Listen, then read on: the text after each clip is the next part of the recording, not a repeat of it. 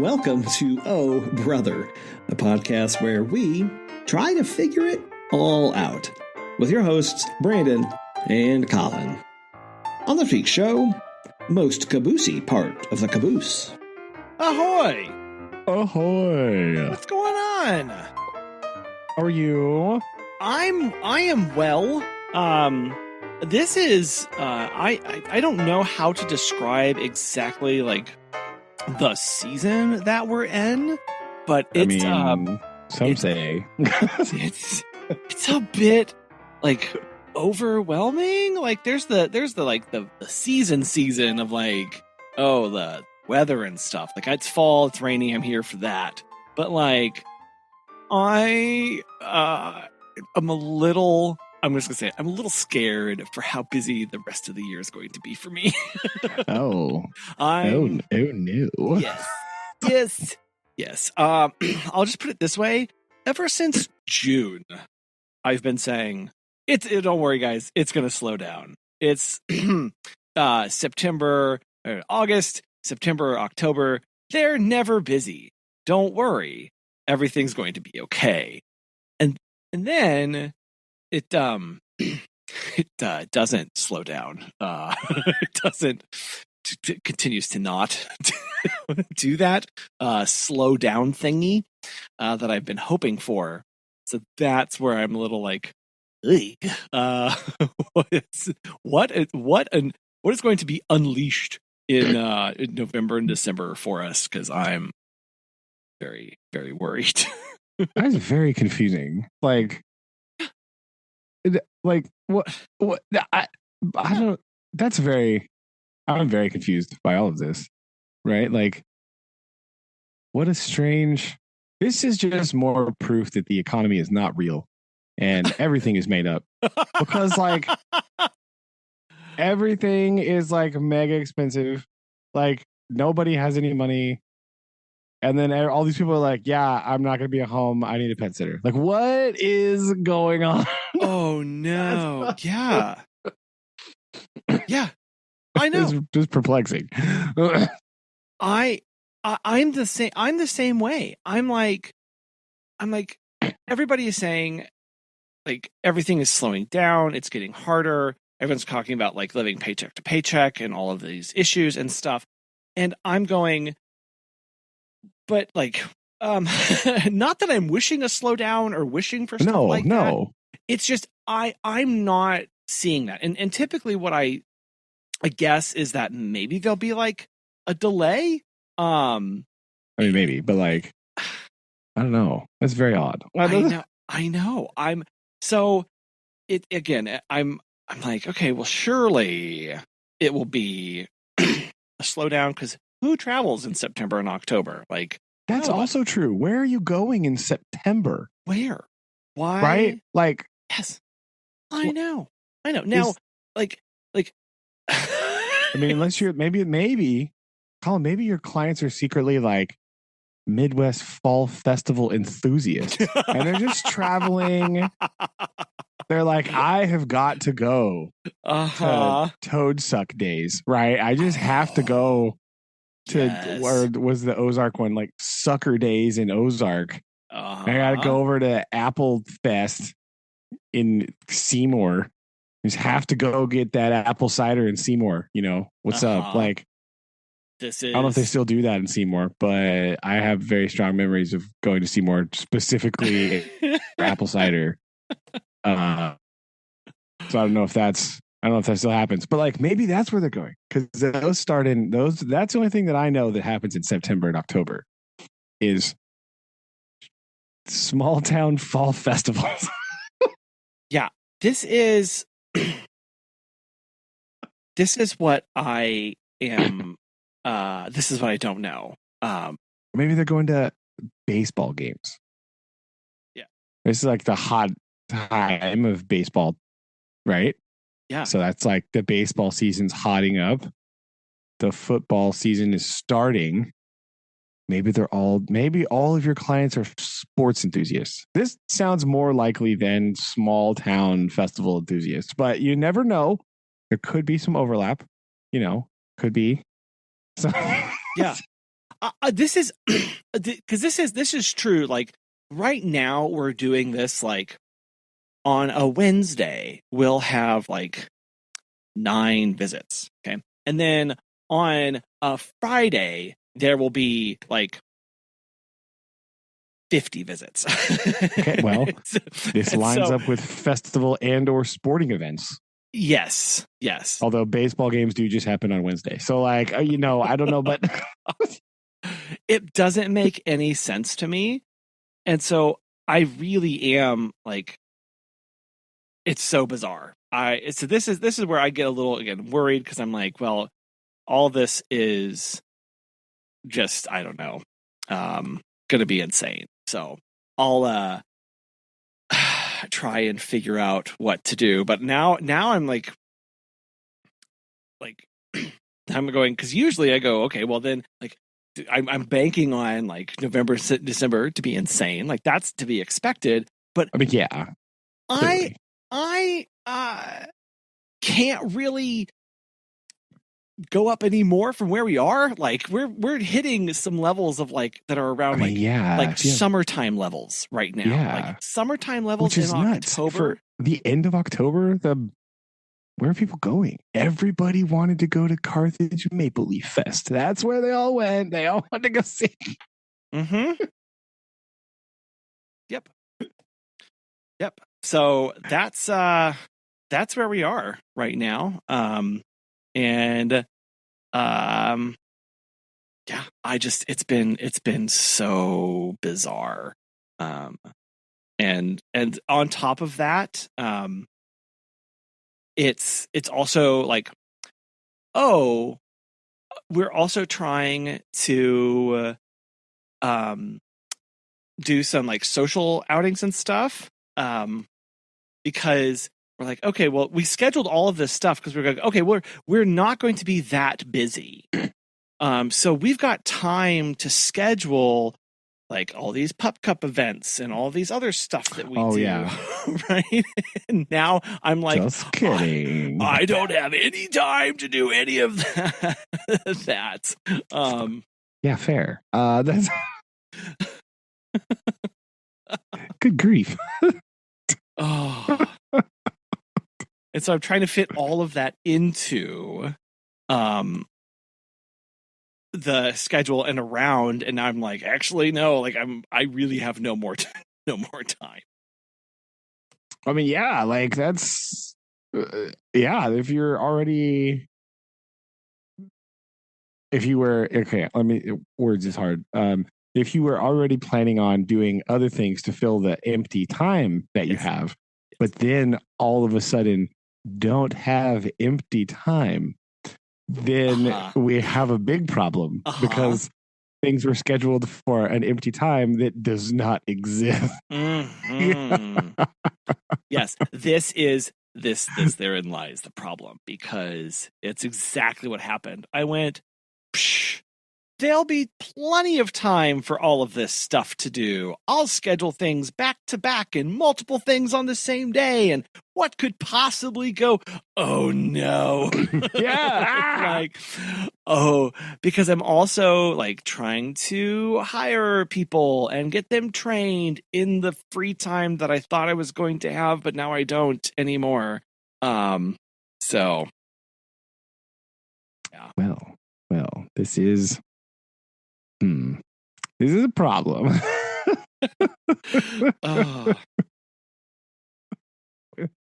Drat. Well, hopefully you can navigate this in some fashion, and try to figure out how to do all this.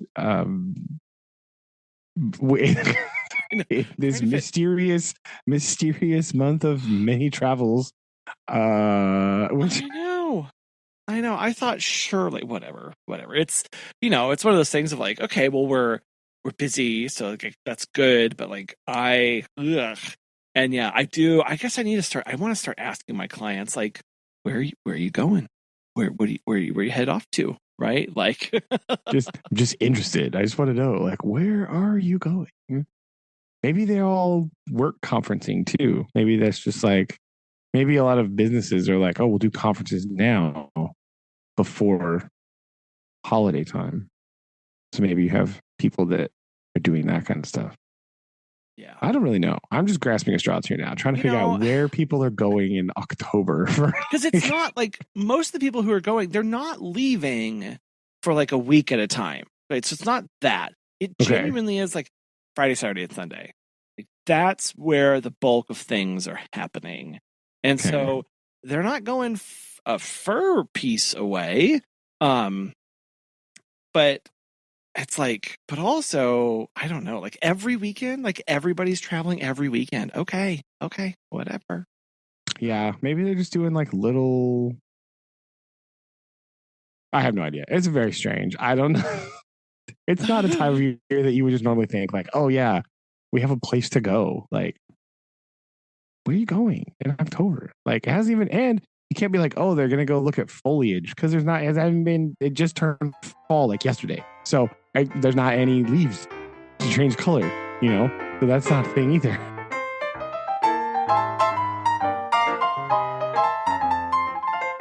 We did get to spend a little bit of time in a bit of our town's history. Oh, so our town was a cattle town, as most towns were back then, but it was also like a major hub for cows. Like, it was on a major rail line, and everything funneled to our town before it went up to like Chicago. So like we were a meeting point. It's pretty major. Yes, like things came from like Colorado, Wyoming. Places came from cattle were did the drive from Oklahoma and Texas, and like everybody converged and then moved on. So it was a booming place, and so much so that like there was. Now I don't know what these words mean, but I did. Okay, so I'm going to say this. Somebody's going to be impressed. So much so that up until the 1980s, there were 2 Class 1 rail yards. Yeah. The silence is appropriate. Right? Yeah. I'm not sure. That sounds impressive though. And people, like, that was what people did. That was their career. They were mechanics. They were engineers for these. They worked the rail yards. That was a big thing that the city, the town lost when the last one closed in 1985 and just disappeared and then was taken down completely. And that's just gone. But thanks, Reagan. That's probably anyway. Did you just say that's probably right? Like, okay, probably accurate, right? I have no basis for this, but like towns losing jobs in the mid 80s. Yeah, that's Ronald Reagan's fault. Yeah. So anyway, so the city, we moved there. On the edge of the fairgrounds is this place called the Trails End Monument. And what it is it is a period piece of a steam locomotive pulling a cattle car from the late 1800s and a caboose. And it's got this beautiful display. There are these big bronze cows out front that are like 25% larger than what they're supposed to. Yeah, like they're huge, and there's like a cowboy, and then on the other piece they have the Native American on his horse kind of walking in front of this, and it's just a very powerful piece, and it's beautiful. And now I knew nothing about this. And so they turns out it has been there for 10 years, and so for their 10-year anniversary they were having a come by and like step into these structures and like walk on top of these things and like get around them and like touch and feel stuff, because you normally can't do that. It's just like it's kind of up. So we went there, and they got all these people in old timey garb that are gathered around. At first I'm like, okay, it's kind of weird. And then I do my thing where I just turn to the person who's dressed like a cowboy and I say, so what's your connection here? And the first person I talked to said, I helped source the wood that we used to rebuild the cattle car. Oh. And I went, nice. Oh, what?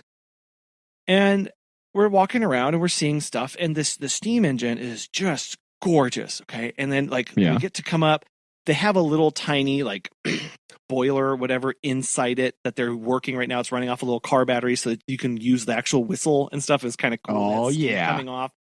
Nice. And I climb up there and there's a guy dressed in like old timey conductor or engineer or whatever garb. Mhm. And I'm like, what's your connection here? And he looked at me, he goes, I welded every piece of this. Oh. And I went, what? And I said, are you kidding? He said, no. So this engine is actually is what they would have used here. But so they found this in New Jersey in like a ditch. And they had a local company that does shipping and transport. They went up and got it and brought it back. And this guy's said like, hey, his whole thing was that his granddad worked in the rail yard there in town. His dad worked in the rail yards there in town. And this guy was graduating high school in 1980. And he was going to go work in the rail yard. And then they closed it down in 1985. Oh, man. And so he went on to be a general mechanic in the area and worked in construction and was in like, you know, like that kind of stuff. But one of his hobbies was to peruse online stuff for trains because he loved trains. I mean, like of course. Clearly. Yeah. Apparently, there is a site that you can go to that's like the for sale site if you have like full size train stuff. I mean, who doesn't want to go there?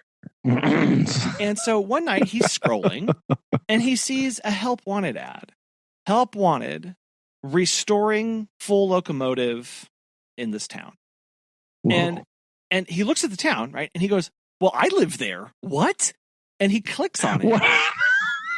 It was for our town. It was for my town. Holy they said, coincidence, Batman. I know.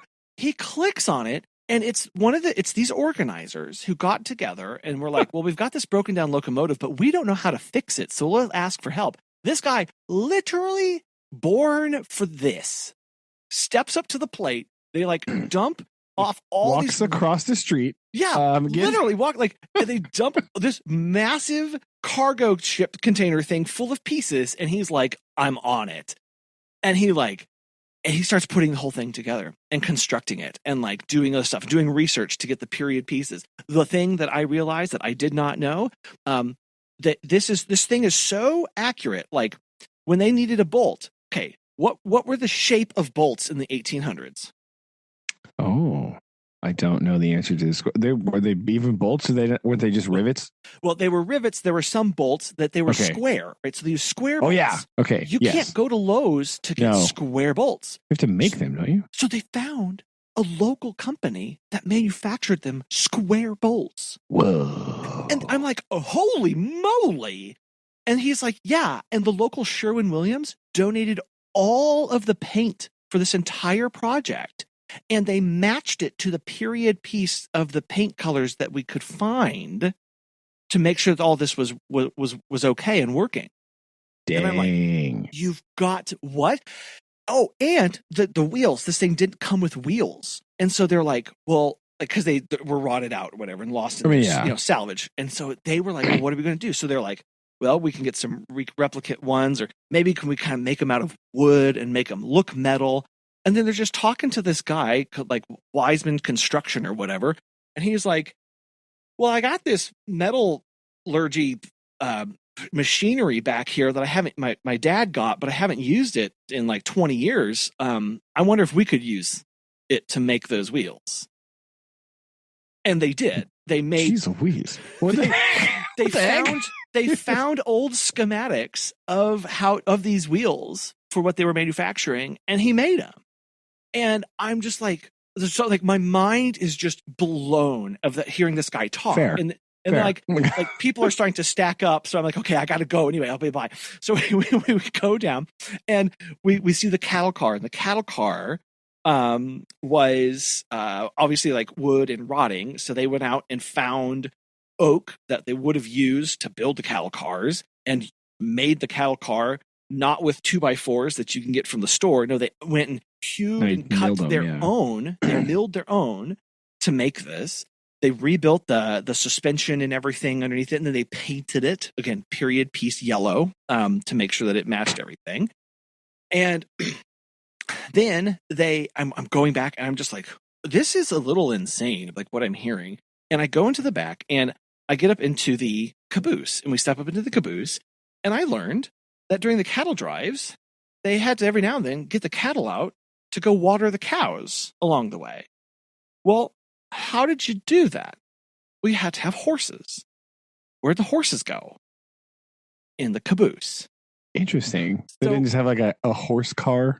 No. Like, Well, they did. It was called a caboose. And Oh. so the I mean, like a special one for the horse. that's what Okay. I thought. I thought that they just, tack another cattle car in there and put them. No, the horses got to be in the caboose and have their own like special stalls in the caboose that I'm Well, walking yeah, because around. horses need like when you transport a horse. Yeah. From what I understand about horse, they need to be like in a very tight area so they don't like fall over, because Yes, they'll and just they like don't fall spook. down. Yes. Yeah. Well, and they And- just like fall down. Like they just, from what I understand, again, am Yeah. I a horse expert? No. No. But they will just sort of like fall over. So they need to be like, they're always like smushed in there, And- but they like it that way. They're like, They do. oh, yes. Yes. I know. You always see like the small, like the tight, constricted nature of like horse trailers, and you're like, oh, that's so. But no, they like it, and they No. It's so they don't fall down. And I'm in there. And also, this is where the stove is, so it keeps it warm for them. I've been in a caboose before. That doesn't. We're gonna put a horse in there. That's what I want to know. The front part of it is where they go. And because here's the other thing, the caboose is way up high. And so there's actually these sliding barn doors on either That's side that true. you slide open, and they would pull up to a platform, and the horses would leap out with their riders, with the Yeah. cowboys, then get ready. Somebody else would come around and open all the doors for the cows. They'd run out, they'd get watered, they'd bring them back in, and the horses would jump up on the platform and come inside. And the caboose also had a big lookout tower, so that's why they have that little cupola, so they can look and see for like fires or sparks or issues or things going on. Yeah. And then they showed us the bunk beds and all this stuff. And I'm talking to this lady, and she's 84. And I said, so what's your involvement with this? And she said, well, this whole thing was kind of my idea. And I'm like, okay. And she said, so she's 84. She said, 15 years ago, they went to Steamboat Springs, Colorado, and at the time for a vacation. And at the time, Steamboat Springs, in the newspapers and everything, was trying to put together this exact same thing to honor their heritage and their link to the American Railroad and their history as cattle and whatever. And she went, well, our town's like that too. We should have one. So she came back home, talked to 3 people, and they were like, yeah, we should have that. And that's what started the whole thing. So they got a better one than Colorado. Take that, Colorado. Here's the thing. Steamboat Springs, Colorado still doesn't have one. Oh, yeah. Good job, random lady. Random lady. Like random, like multi-generational farmer in the area. They're one of those, they own like 6,000 acres in the, in the area, that kind of stuff. And like, they were just like, well, how do we do this? And so they just started to ask their network. And the reason this worked was because they didn't look to an outside contractor to come in and do this project. They did it all themselves. Yeah. And they just talked to like random dude. Well, yeah, because random dude across the street was like, I got all the train knowledge you could ever need. Random guy, right? And like, so she's 70 and she's painting all of this stuff, and she's finishing windows and refitting them and redoing the trim and this thing and resealing the floor and all this stuff. And like, all of them would do that. They would meet one day a week out at her farm, and they had this massive barn, as farms do, where all the pieces were laid out one thing at a time, and they'd grill hot dogs and hamburgers, and they just spend the night doing it. And that's what they did. And from start to finish, it took them 3 years. Like, wow. From nothing. I was say that sounds like an incredibly short amount of time to undertake this whole entire project, right? That sounds not long enough. It doesn't. From like, there was no idea to you have figured out what you want. You have sourced it. You have be like very frank here, people, like fully restored these items and got it on display in 3 years. And I'm just That's crazy. I am in awe at this point. My mouth is on the floor. And then she's like, yeah. And the funny thing is we found this caboose and we found the cattle trailer out in Oklahoma, and we sent the shipping company out there to get them. Again, the local company, like what they do trash and shipping. That's all they do. They're local. And they were like, we'll donate the time. We'll donate that. That's what our contribution to this project is going to getting these things to you, because it's kind of our forte. Well, they go out and they pick up the caboose is on one flatbed and the cattle car is on the other flatbed. And they're told none of the bridges are tall enough for you to go under for the next 20 miles. So you have to get off and go around. The first driver who had the caboose was on the road for 7 minutes. And he slammed into an overpass. Sheared off the top of the caboose. Oh no. All the way down. Oh no. I-40, Interstate 40 in Oklahoma, shut down. Oh god. Both lanes. Holy cow, what in the world? Oklahoma, like this was multiple. This was like a day or more. The Oklahoma people, whatever, came out. They're like, you've damaged the bridge. You've done XYZ. You're gonna have to pay for this. We're shutting all this down. Blah blah blah. And they sent this again. These people went, I don't want to pay for a bridge because I don't have the money. Fair. Well, they reached out to their own network. Turns out they know some bridge experts and bridge builders, sent them out there, did their own inspection, convinced OKDOT that there was actually no damage, because there wasn't. There was some misinterpretation on what the state of the bridge was before the impact versus after. And send it on their way. So not only did they have to restore a caboose, but one that had been very badly damaged by overpass. Yeah. And piece it back to together. Rebuild the top of the caboose. Like, well, yes. Dang it. Yeah. The most caboosey part of the caboose. Like that's the without the cupola or whatever, it's kind of not it doesn't look very caboosey, right? Like it's like the profile that you need to have for someone to be like, oh, caboose, right? Like without that, they're like, boxcar? I don't know what that is. Yeah, right. Yep. So, and I'm talking with her, and inside the thing, they went and found and got donated period piece saddles from the late 1800s. Good. Who on earth has that just sitting around? Like, where do you get a 200-year-old saddle? I know. And it's literally just sitting there. And you're like, how? Right? And it's got like the original hay stall thing, like anyway, it's just like, and I'm like, what? Like, why was this important to you? Like, why? Like, this is like, why? And she said, well, because it's such an important part of the town's history. And because we got to be better than Steamboat Springs, Colorado. And she said, we couldn't stand to see it lost. And I'm like, dang, right? Dang. That hurts even more knowing that all I got was a eagle on a grain silo. You got some cool strawberry stuff later. Like, that's fine. I know. We talked about it last week. A mural, I forgot to go look. I didn't go downtown to look at the fire hydrant update, but you're right. Yeah. Took a long time to get more mural action.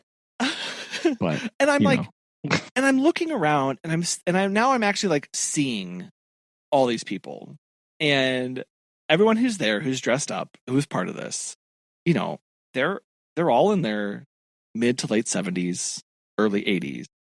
They're all were any of them wearing the railroad hat?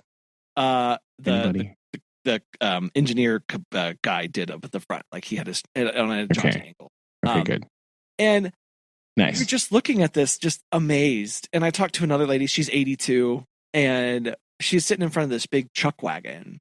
And I'm like, so like, now I'm like, I have to know everything about every single one of you people. And of course, my family has moved on and they're like, we need to go eat dinner. And I'm like, I haven't done an oral history of all 23 people here.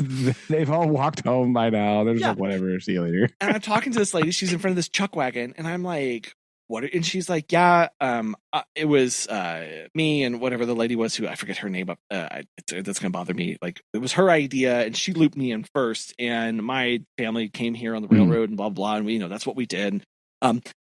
When we were raising money, we obviously didn't have money for an caboose or an anything. So we didn't know what to do as far as like, what do we go? What we need to show people something to get them on board with this dream. And so, right.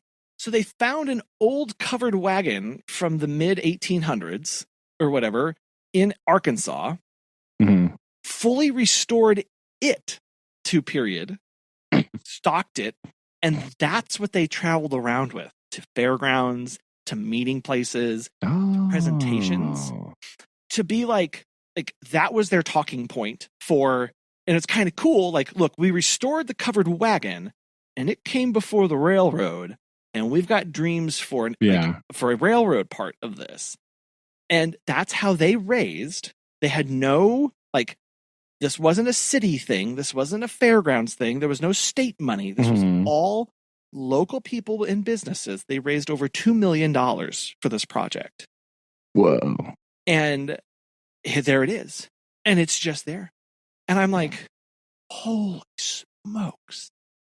And I'm talking to the railroad guy up at the front in the engine. And he's like, the first trains to come through here weren't coal powered. They were wood powered. And I'm like, oh, he's like, yeah, he's like, so that's another reason why there weren't so many trees around the prairies for a while. And, and then he said, how far can a wood powered steam locomotive go on like one burst? And I went, I don't know. And he said, I just know that they can't get up to 88 miles an hour by themselves. No, they can't. You have to throw the special logs. Yeah. Right. You got to put exactly. Yes, I know that. Wood doesn't burn hot enough. I know that. I know. Yes. He said, he said they can go 28 miles before they run out of water. Before they run out of water? Before all of the steam, holy cow, of the water is consumed, they run out of water. And I went, what? And so he was like, that's why the water towers were so important in the Midwest, in the West. And that's why and that's actually how the technology of the windmill expanded. It wasn't for farmers and ranchers. It was for the railroad. No, it was for pulling water pull water up out of the Ogallala Aquifer. Out of the Ogallala Aquifer to store the water towers so they could refill every 28 miles. And then that is extraordinarily inefficient, right? Like that is 28 miles at a time from Texas to central Missouri and on into Chicago. And then on to Chicago. So that is not what you would call an efficient route, right? I mean, I guess this is why they drove the cattle so far to the rail yard. Because they're like, well, the trains can't go any further. So we're just going to walk them most of the way there. Yes. And then we'll put them in the rail yards in Missouri and then go from there, right? Like, because otherwise they would have never made it. They would still be going. Yeah. They would still be stopping for water. That is horribly inefficient. Like, I didn't realize.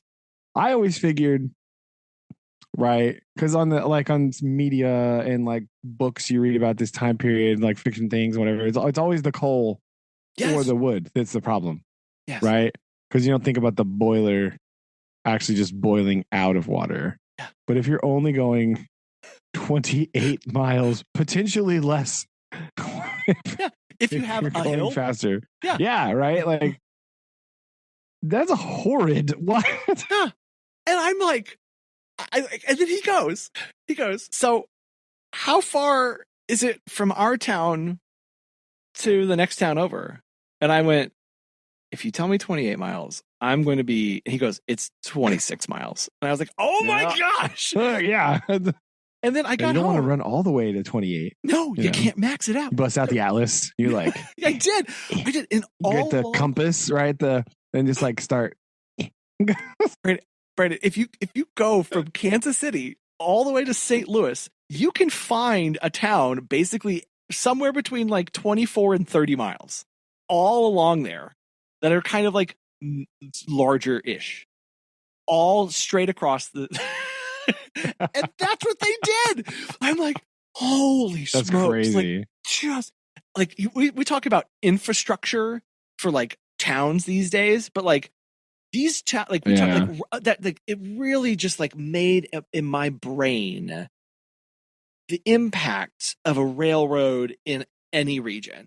It wasn't like, oh, it brings with it supplies. No, the town must exist to support the train.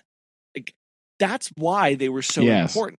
Like it wasn't the other way around. It wasn't like, oh, the train comes through, so we have a town. No.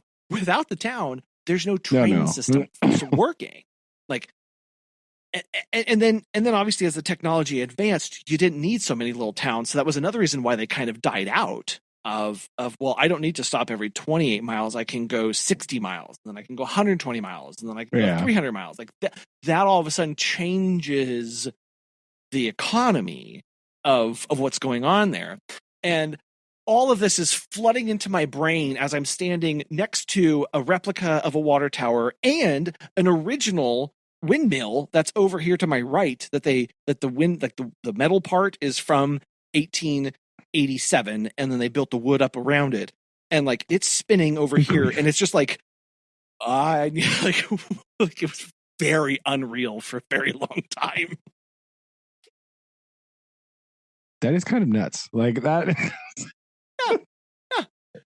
And I'm also slightly reeling from this realization. And it's just sitting there, right? That's like, yeah.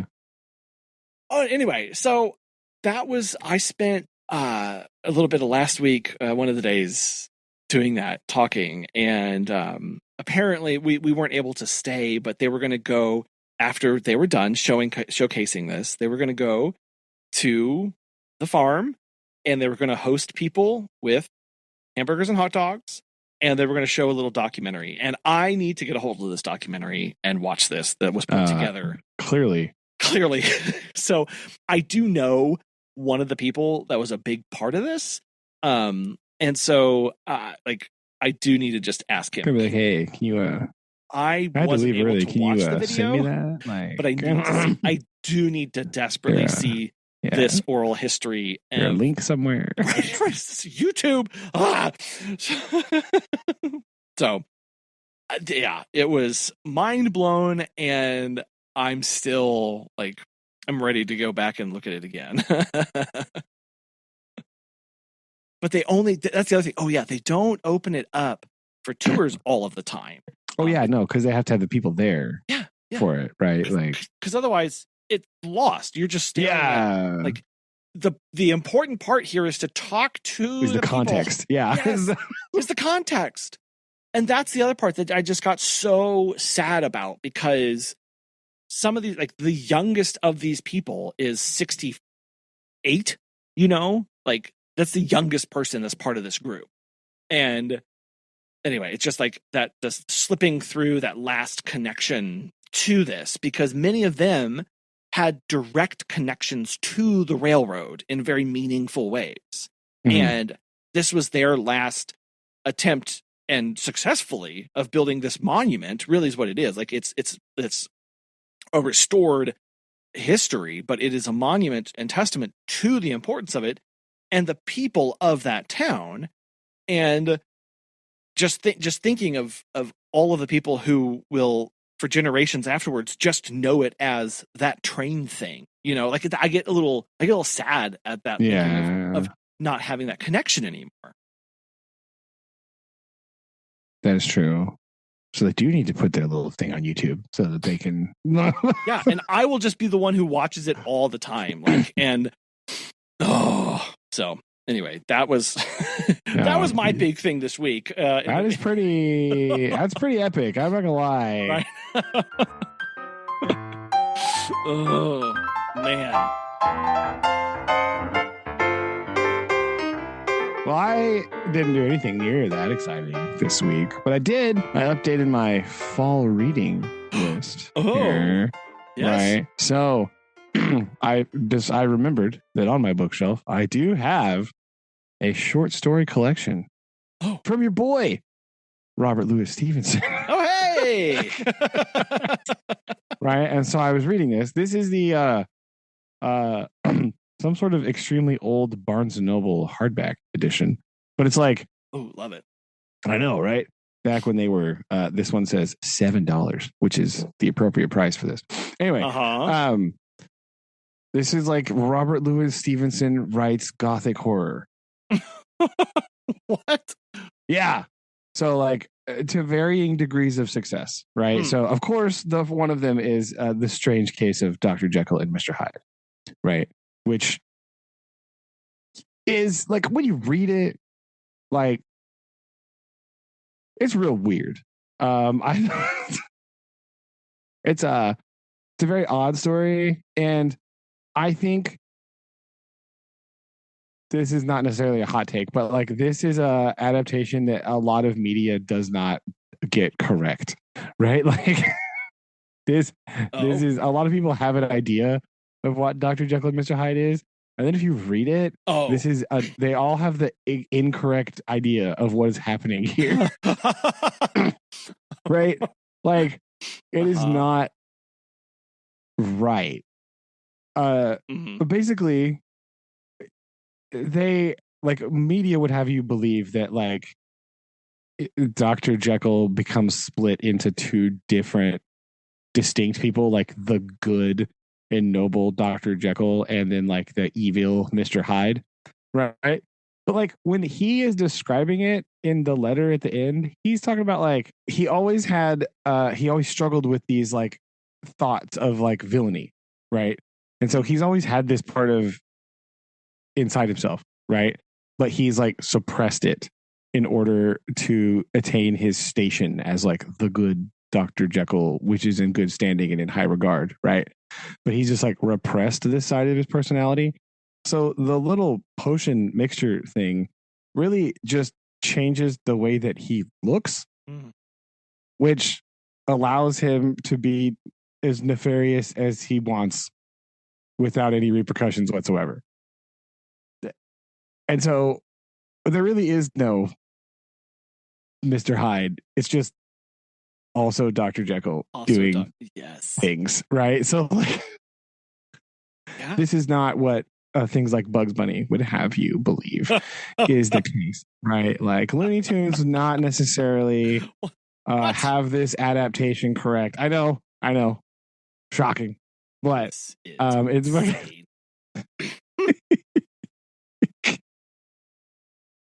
very, very odd, just altogether. So that was that. I read that one, and so it's okay, right? It's a bit weirdly paced, but it's pretty good, right? It is definitely weird after reading Treasure Island to read this. I've read this before, but it hasn't been. It was like 20 years ago, so like I don't remember really, but like the language is much different. Like the way that he writes this book is like way different than the way that he was writing Treasure Island. It's very different.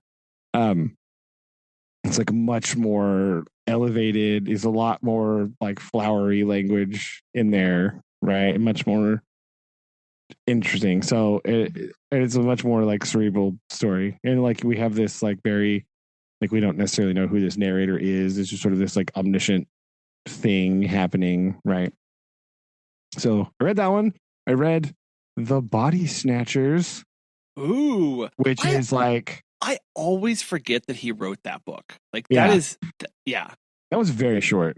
And it's kind of based off of like the thing that was happening in Scotland at the time where like the Burke and whatever, can't remember the other guy's name, like they were like basically they were either selling, like digging up recently dead people and selling them to the medical universities, Burke and Hare, yes.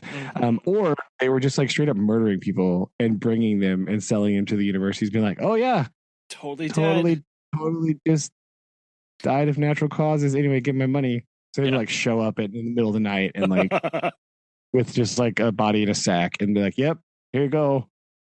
Don't ask any questions. Bye. Which, you know, fun. So it's kind of based on that. And the story is basically like a guy, he was at the university doing this. He was involved in this situation. He like runs into his accomplice like years later in this like small town, and it sort of recounts the story. But again, like the end is kind of like, what? Like what? Sure. Is this like? I mean, I guess in like the late 1800s, this would pass for horrifying. But like, it's, you know, it's kind of like creepy a little bit, but it's definitely not like scary. So the ending's just kind of weird. Like all of a sudden they're just like, oh no, it's this thing. Like, what? Okay. Anyway, it's kind of intense, I guess, but whatever. And then I just read today, I finished it's one called Markheim. And this is Markheim is what happens when Robert Louis Stevenson has read Crime and Punishment. Oh. It's like understood. But Robert Louis Stevenson is a good religious boy. And Dostoevsky does not care. He's got other things to talk about. So so it's like it is literally the same beginning, right? Guy goes to pawn shop dealer guy who he has a history of selling things to make money, right? Okay. He says, "Oh, I'm not here to, you know, sell. I'm going to buy something this time," and then he stabs him in the face. Oh, to steal all the money. That's the. Oh. This is pretty much the crime part of Crime and Punishment, right? And this is it, right? Here it is. But then, because I think Robert Louis Stevenson may have also read Charles Dickens, this happens on Christmas morning. Okay. And whilst he is ransacking the house, this Markheim fellow encounters a spirit of some kind. Oh. And we don't know if this spirit is benign or malevolent, if it's like devilish or angelic in nature, right? It's ambiguous. But he talks to the spirit and he talks about his life choices and all of the decisions that have led him to here. And the spirit's like, "Oh, I'll give you the money. I'll tell you where it is." And he's like, "Yeah, because I'll get it. And this time I'll put it in the stock market and everything will go right this time." And the spirit's like, "Yeah, except for it's not going to though." And he's like, "Well, I'm going to save half of it." And he's like, "Yeah, it doesn't matter. You'll lose that too." Oh. And he's like, what if I do this? And he's like, "Yeah, it doesn't matter because you just keep doing nefarious things. I've seen your life history and you just get more and more nefarious as you get older." And he's like, "But I will never do that. I will blah, blah, blah." And he was like, and then there he has an epiphany statement, something along the lines of, "I may not believe in my ability to do good anymore, but I renounce my evil ways." And then the spirit is sort of like contented by this and just like goes away. And then instead of the second crime in Crime and Punishment, where the other lady comes home and that dude kills her. This guy says, you should call the police because I have killed this other guy. Boom, story end. And you're just like, okay. Okay. Like, all right. So this is like this is a weird cross between A Christmas Carol and Crime and Punishment. Yeah. So that's a story. Also, I don't really know how I feel about this story. It's interesting, I guess. Not Yeah, that is interesting. Yeah. So there you go. I was trying not to give spoilers, but then I just gave you the whole plot already. So my bad. I mean, spoiler alert for a book that was written. Yeah. When? I guess I'll do that with the Body Snatchers one too. I was trying to keep the end vague, but like they go. So back to the Body Snatchers. Rewind a minute here. So like they go to like the story that they're recounting is they like it gets getting worse and worse. Like he doesn't really question where these people show up, where they come from, until one day they bring him a lady and he knows who it is. And he's like, I talked to her yesterday, and they're like, don't worry about it. It's fine. No, you didn't. Like, ooh, okay. And so now he's starting to question the fact that these are not like recently dead people. They are being, murdered. And so then he goes to dinner with his like accomplice guy and this other dude named like Gray or whatever. And Gray is like a jerk, and he like orders all this food and then makes the other dude pay for it. And then like 2 nights later, his accomplice guy shows up with a dead body, and it's the dude. It's that Gray guy. Whoa! And he's like, now he knows for sure that nefarious deeds are afoot, right? Yeah. And then, so the end twist is they go on this thing to this graveyard and they dig up a lady, right? And it's all like spooky dooky, and it's like raining and thundering, and the lantern breaks and all this stuff. And they like, this is like weeks and weeks later, by the way. And so it's all gone wrong, and they finally they put her in the cart, and it's like they just get this like super creepy vibe all of a sudden, and it's like jostling around and like lands on them, and they're like really freaked out, and they stop because they just have this like terrible feeling, and they rip open the body bag, and it's Gray inside the bag and not the lady. Oh. And then that's the end of the story. They just they flee. Like, oh wow. So this is probably their conscience, but like it's very vague. Like, I don't, whatever. Sure. So yes, this is Robert Louis Stevenson writes gothic horror novels or short stories, not novels. Yeah. So that's what I've been reading this week, just to see how it goes, because I forgot I had it on the shelf over here. Huh. That's kind of like fall. It's now that actually is fall, right? I thought, hey, I'll bust out some of these because I like a short story, because you just bust one of these out in like, of course, no time. Yeah. So short stories are nice for that. So you go. Updated fall reading list of Robert Louis Stevenson.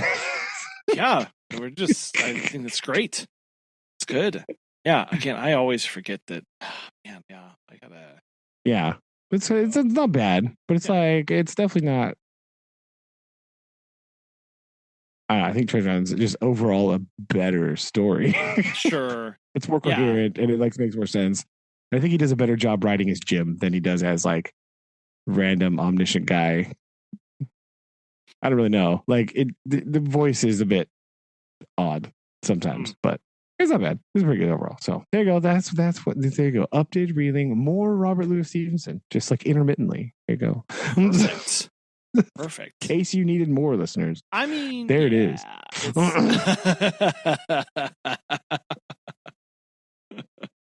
That's awesome. Yeah. Well, good. Yeah. That's all I've been up to. So. I mean, that's a lot. This is a lot. I did survive. We did have our marathon, ridiculously long parent-teacher conference yesterday. Oh, okay. And I was pretty much correct in the first several hours between 1 and, or it was from 1 to 7 for reasons that are still unknown to me. But from 1 to 3:30, which is when the conferences normally start, we had 5 people. Right? And there was actually 6, but one of them works there. So that's cheating. You know, I'm not really counting that one. No, that's they don't. Kind of like unofficial. Unofficially, you know, we had a 1 or 2 more, but they work in the building. So like, you know, yeah. So we had like 5 come in that time, 5 or 6, I can't remember. In those 2.5 hours. Okay. And then everybody came from like 5:30 to 7, which is when they always come, because this is when people are off of work and can come. Of course. Where like, what is this? Yes, it makes sense. Yes. So the thing that I predicted pretty much exactly happened like I thought. Awesome. So that's fun. But yeah, so it was like really doing nothing for an exceptionally long amount of time, and then every single person showed up in a 2-hour span. So why was I there for 6 hours? I don't know. To be available, right? Just sitting there. Wow. Like, I mean, chatting it up with my teacher friends, like, you know, which is fine. That was good, but like, why? Bonding experience. There you go. I mean, I guess, but like, what was the point? There was no reason for this. So, yay. And then, we were off today. So I was just hanging out, got groceries. Yeah. That was it. Nothing to do. And then Monday, we have an in-service, which, according to the emails, looks like it may be also like all day. So I'll let you know about that. The email that I got used the words working lunch. And so I don't like that. No. I don't like that at all. No, working lunches are they're only okay. Like, I don't even like them when conferences do them, because it just means that like poor planning took place. If they're like, no, you keep eating. We're gonna talk over here over doing this stuff though. Yeah. Why? No, stop it. I'm of 2 minds. I don't know yet how to feel about this, because it is about like, it's what's it called? It's called mental health first aid. So it's like for like students and stuff, right? So that's good. It's good that we're actually doing something about this. Yeah. Okay. So I'm happy about that. But if this is a dude presenting for all day long, from, you know, like 8 to 3, and I don't even get a break to eat lunch in peace, I'm not going to be pleased about this. Yeah. The answer is no. The answer is no. Right? Like that. And I had to do some pre-training thing, right? Like, the best part about this, okay, are you ready? I had to log in to this thing, right? Okay. So they like signed me up for it. They signed us all up, like, obviously. And then they like gave you the password, and you had to log in and then like change your password and like fill out the login thing, right? Yeah. You know. So I had to fill out all this login stuff. I had to do all this thing. And then I get to the modules, right? And you have to do the first 3 before you start the course. It's like pre-homework stuff, right? Okay. And the module 1 is a manual about how to register. The thing that I had to do before I got to module 1. What? No. No. And our favorite reoccurring theme like reared its head here. The UI on this is awful. Like, I have no idea what. There was no direction. It was just like log in and do the thing. But like, what buttons do I push for this? Where do I go? What am I supposed to? So I had to like navigate this like very unintuitive menu to like figure out that I'm already pre-signed up, and then I have to go over here and like, you know what I mean? Like, and then part of it was like a pre-test, right? Just like questions about some of the mental health things we're going to talk about. Okay. But then the second half was like a survey about like, how did you find out about this?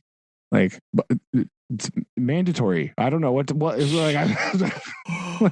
Why are you interested in taking this course? Again, mandatory. I don't know what you want. And then they want a bunch of stuff like, tell us would you like further email updates? Absolutely not. No. Oh. Like, tell us your age. 99. Boom. Got him. Like, Did they? I don't know what this is for, but there was a bunch of stuff like these are optional. And so they were like, some of these questions are optional and you don't have to fill them out if you don't want to. I thought these would be like sensitive questions, like about like past history with like your own like mental like stuff, sure. Right? Like, or like trauma in your life, you know, because sometimes it's about like trauma. When you do like the trauma informed thing, they're like, oh, have you, you know, because if you have had these things happen before, like hearing about them and talking about them can be difficult for you, you know, fair. This is true, right? But it's like, how old are you? Like, what is your thing? I was like, bro, what? This is not even relevant information. I'm not giving you any of this. Just on principle. Like, I don't really care, but like, it's irrelevant to anything that has to happen, so I'm not gonna do it. And then the other one was like another survey thing, and it was like completely not useful as far as I could tell. It was like, how strongly do you agree about these statements? And then it was like that for like 5 questions. And then the rest of the 15 was just like other random junk like the first one. I was like, this is pretty bad, guys. Like, what? That is. Who wrote this? Who put this together? Insane. I do not understand. What were they? I don't know. It's weird. It's almost like they like bought that from another, like it's like somebody took, I don't know, like somebody took that training they didn't like on their own. Yeah, and they were like, oh, this is awesome, and they didn't change anything. Change the homework. Like, guys, come on. They got to change some of the answers. So that's yeah. Wow. Yeah, but in the opening survey thing, it was like, would you like to receive email updates about blah? I was like, all right, bro, no, we've gone too far here. We've like only half of the questions were like actually about the content that we were going to be talking about. Sure. And then the rest of them, so it was only like 6 to 7 questions. And then the rest of it was just like baloney. I was like, what? Is this all are we only talking about those things? And this is going to take 8 hours? Like, what? Guys, no. No. I don't know what's happening. So I'm a little distressed about how this information is going to be given to me. Right? I don't disagree with the fact that I'm getting some of this information. Sure. Because this is I think it's good that we've never had something like this before.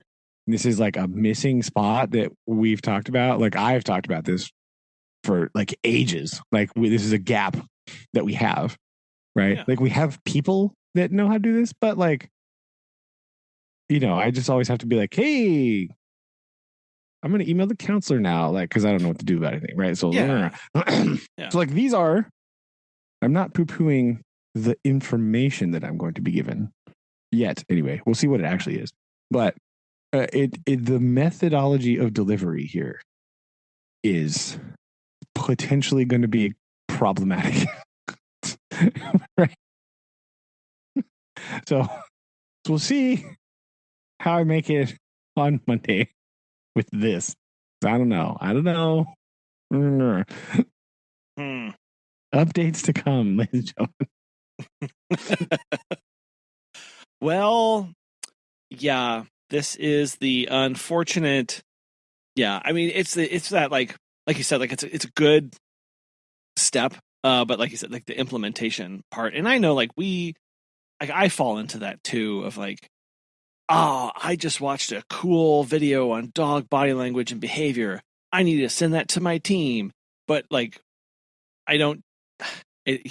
Sometimes I don't like either like prep well enough. I just like shoot this thing out. I'm like, this is awesome. But to make it like mandatory, like, that's well. I mean, I think there's going to be like a presenter. So I don't think it's going to be like any of our people just like going over the stuff. Cause I would be very distressed by that. Cause be like, oh no, this won't be good. But so there is like outside personages coming good to do it. But I don't know. Like if there was a guy that came at the beginning of the year and talked to us about some of this stuff a little bit. And if it's him again,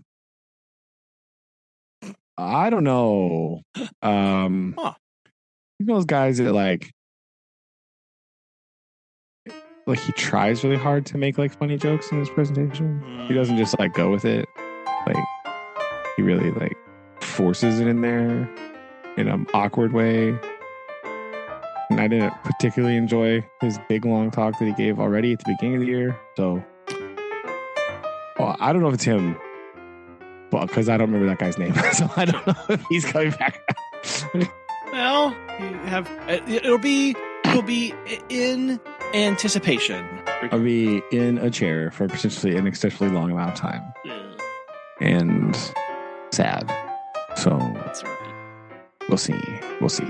I don't know. So that's the only other thing I have happening. So I survived conferences, and now I have to survive being professionally developed again. More of that. More.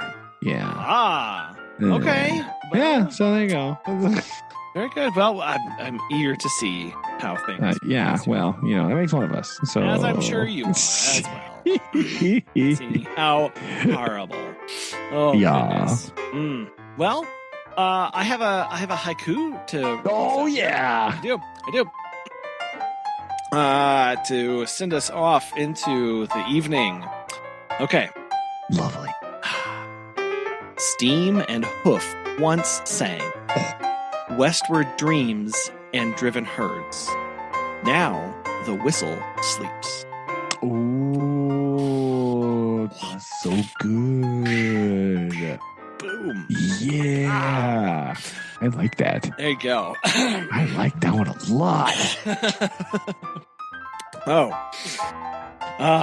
I'm ready to go back. Nice. Gotta get hold of that video. It's on my list to do this week, just to find that. Oh yeah, let's go. Good luck. On your hunt for a video. Well, much anticipatory for the next time. Yes. When we do this again. Okay. All right. Love you. Love you too. Bye. Bye.